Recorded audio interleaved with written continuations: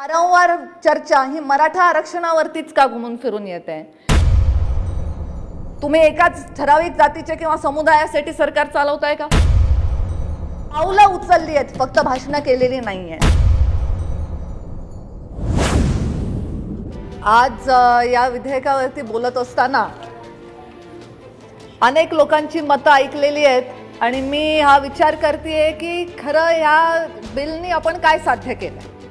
तर या बिलनी आज असं साध्य झालेलं आहे की राज्यांचे जे अधिकार होते, राज्यांची जी इच्छा होती की आपल्या राज्यामधल्या ओबीसी आणि सोशो एज्युकेशनली बॅकवर्ड क्लासची जी सूची आहे ती त्यांनी बनवावी आणि ती त्यांना मेंटेन करण्याचा अधिकार मिळावा, हे आज खरं या बिलचं हेतू हा ह्याच्यातून साध्य झालेला आहे. पण मी बघतीये तर बोलताना सगळे घुमून फिरून येत आहेत ते आपले मराठा आरक्षणाच्या विषयावरतीच येत आहेत आणि दुसरं कोणता विषय इथे मांडलेला मला दिसत नाही. आणि म्हणून मला आज इथे काही गोष्टी आपल्या सगळ्यांसमोर मांडायच्या आहेत. तर राज्यांना राज्याचे अधिकार बहाल करण्याचा निर्णय का आज घेण्यात आला?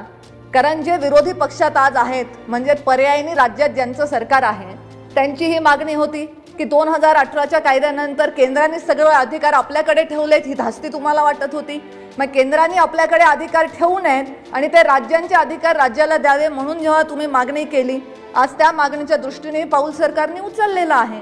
आणि मग हे लोकशाहीचा हा सन्मान नाही आहे का?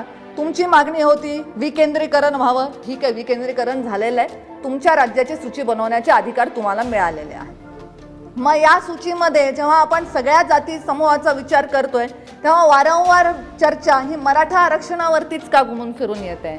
आणि ज्या लोकांना आज या मराठा आरक्षणाविषयीचा प्रचंड कळवळा मला जाणवताना दिसतोय, ज्यावेळी महाराष्ट्रामध्ये भारतीय जनता पार्टीचं आणि आमच्या मित्रपक्षांचं सरकार होतं, त्यावेळी राज्य सरकारने आपली भूमिका खंडपीठासमोर मांडली आणि हायकोर्टाने मराठा आरक्षण वैध आहे असं ठरवलं. त्यावेळी कोणाला त्रास झाला नाही. आज जे विरोधात आहेत आणि भारतीय जनता पार्टीच्या त्यावेळच्या भूमिकेविषयी प्रश्न मांडतायत, त्या विरोधकांनी कडाडून विरोध केला, टीका केली असं माझ्या स्मरणात नाही. किंवा आज जे केंद्र सरकारवरती ताशेरे ओढतायत की केंद्राने सुप्रीम कोर्टामध्ये उगाच दाखल करायचं म्हणून पिटिशन केलं. मग ह्या केंद्र सरकारच्या जेव्हा तुम्ही एनडीएचा भाग होतात त्यावेळी मराठा आरक्षणाच्या मुद्द्यावरती भारतीय जनता पार्टीची भूमिका केंद्र सरकार आणि राज्य सरकार म्हणून चांगली नाही, म्हणून आम्ही एनडीए मधून बाहेर पडतो असं म्हटल्याचं तर मला कधी कोणी आठवत नाही. त्यावेळी आपला हा कळवळा कुठे गेला होता, हा जरा प्रश्न मला आज या माध्यमातून पडल्याशिवाय राहत नाही आणि म्हणून मी तो प्रश्न विचारणार. पण या सगळ्या पार्श्वभूमीवरती काय अधोरेखित झालंय? केंद्र सरकारला ओबीसींचा निश्चितच कळवळा आहे आणि हे केवळ आजच्या एका बिलावरून सिद्ध होतं असं नाही, तर ओबीसीच्या कमिशनला घटनात्मक दर्जा मिळवण्याची गोष्ट असेल, 10% सवर्णांना आरक्षण मिळण्याचा विषय असेल किंवा 27% ओबीसींना मेडिकलच्या ॲडमिशनमध्ये रिझर्वेशनचा विषय असेल किंवा आज मंत्रिमंडळात सामील झालेले अनेक ओबीसी चेहरे असतील, केंद्र सरकारने आपली भूमिका ही नेहमी ठामपणे मांडली आहे, पावलं उचलली आहेत, फक्त भाषणं केलेली नाही आहे. त्यामुळे आज मराठा आरक्षणाविषयी तळमळ ही खरंच मराठा समाजाच्या त्या अन्याय झालेल्या युवकाविषयी, त्याच्या शिक्षणाविषयी, त्याच्या नोकरीतल्या आरक्षणाविषयीची ही खरी तळमळ आहे का? का कुठेतरी आपली असणारी अधिकाराची वोट बँक आपल्या हातातून निघून जाईल आणि देव न करो जर आरक्षणाचा प्रश्न आपण सोडवू शकलो नाही तर त्याचं खापर आपल्या डोक्यावर फुटेल की काय, या भीतीने तर आज हा कळवळा येत नाहीये ना. हा प्रश्न मी आज या माध्यमातून आपल्या सगळ्यांसमोर निश्चित उपस्थित करू इच्छिते. आणि सगळे मराठा आरक्षणाविषयी बोलतायत.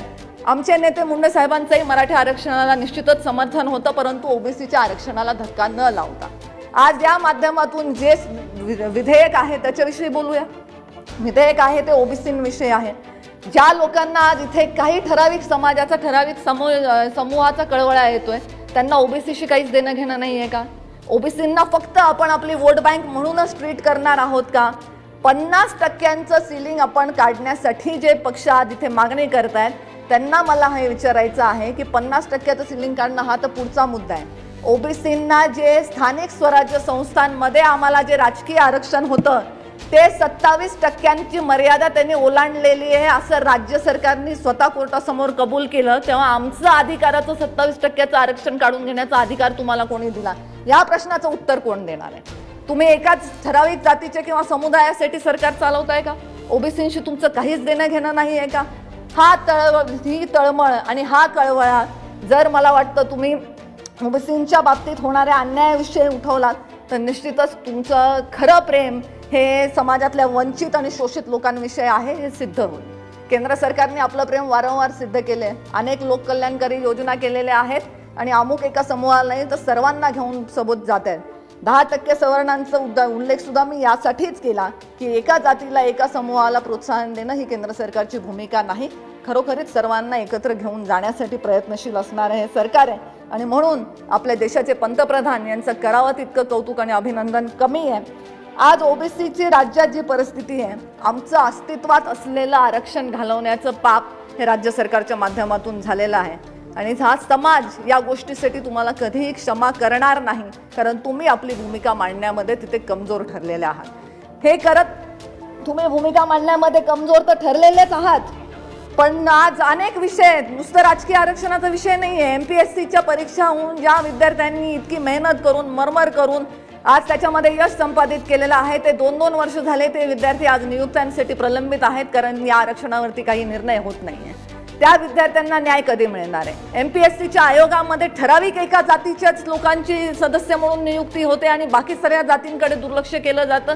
ह्या प्रश्नाविषयी जरा तळमळ जर आपण सर्वांनी दाखवली तर तुम्ही खरंच शोषितांचे वंचितांचे प्रश्न उचलताय हे सिद्ध होईल आणि प्रत्येक गोष्ट केंद्र सरकारवर ढकलायची. कोणतरी सदस्य, सर 1 मिनिट मैं और चाहूंगी, कोणीतरी सदस्य माझ्यापूर्वी बोलताना असं म्हणाले किंवा 50% बसवायचं तर कोणत्या जातीला किती आरक्षण द्यावं हे सुद्धा केंद्र सरकारने आम्हाला सांगावं. मी फक्त एकच प्रश्न विचारते की हे जर केंद्र सरकारने सांगितलं तर येणाऱ्या काळामध्ये मराठा आरक्षणाचा प्रश्न मिटला म्हणून 100% श्रेय हे केंद्र सरकारचं, हे मान्य करायला तुम्ही तयार व्हाल का? तसं असेल तर निश्चितच केंद्र सरकार तुमच्यासाठी वर्गीकरण करून देईल. म्हणजे चांगले निर्णय ते आम्ही केले, हायकोर्टात जर बाजू चांगली मांडली तर ते आमचं श्रेय आहे, सुप्रीम कोर्टात जर फेल झाली तर तो केंद्र सरकारचा दोष आहे. चांगलं ते सगळं आमचं आणि दोष मात्र केंद्र सरकारने आपल्या डोक्यावर घ्यावा. अशी जर तुझ्या भावाची तुमची भूमिका असेल तर ह्या भूमिकेला तुमची जागा तुम्हाला योग्य वेळ आल्यावर दाखवल्याशिवाय जनता राहणार नाही. मी आज या माध्यमातून आमचे सामाजिक न्याय मंत्री वीरेंद्र कुमारजी आणि पंतप्रधान मोदीजी यांचं पुनश्च एकदा अभिनंदन करते की केवळ भाषण न करता आपल्या असलेल्या त्यांनी जी आपली पक्षाची जी नीती आहे आणि जे धोरण आहे सरकारचं ह्या सर्व गरीब कल्याणकारी योजनांचं, त्या धोरणाशी मिळतं जुळत्या स्टेप्स ते नेहमी घेत राहतात. त्याबद्दल मी पुनश्च एकदा त्यांचे आभार व्यक्त करते आणि आपल्या वाणीला विराम देते. धन्यवाद.